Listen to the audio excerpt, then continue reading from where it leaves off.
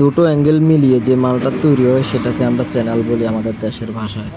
সেটা 1 ইঞ্চি অথবা 1.5 ইঞ্চি কিংবা 2 ইঞ্চি অ্যাঙ্গেল দিয়ে তৈরি করলেও সেটাকে আমরা চ্যানেল বলে থাকি। তো এই চ্যানেলটা ডাইরেক্ট চ্যানেলে আর এইভাবে হাতে অ্যাসেম্বল করা চ্যানেলে অনেকটাই ডিফারেন্স আছে।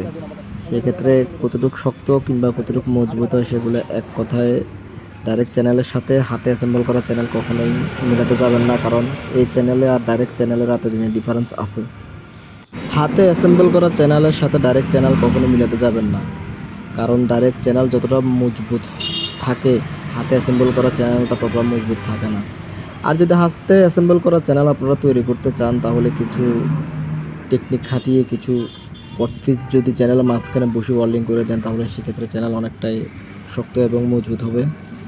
তারপর অনেকেই আছে যে হাতে অ্যাসেম্বল করা চ্যানেলকে বেশি প্রাধান্য দেয় যে এটাই শক্ত এটাই মজবুত, কিন্তু বাস্তব রূপে ডাইরেক্ট চ্যানেলের সাথে হাতে অ্যাসেম্বল করা চ্যানেল কখনো মিলাতে যাবেন না।